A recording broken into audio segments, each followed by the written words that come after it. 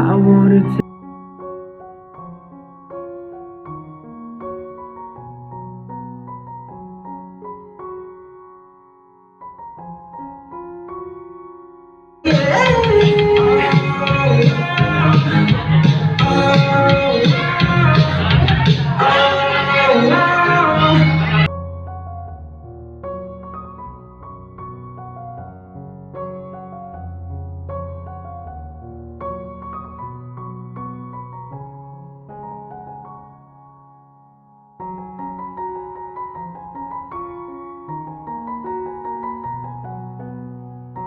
In a pretty string, but they won't flower like they did last spring.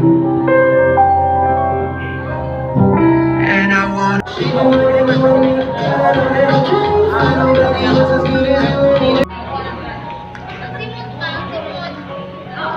guys, nandito tayo sa Katanungan.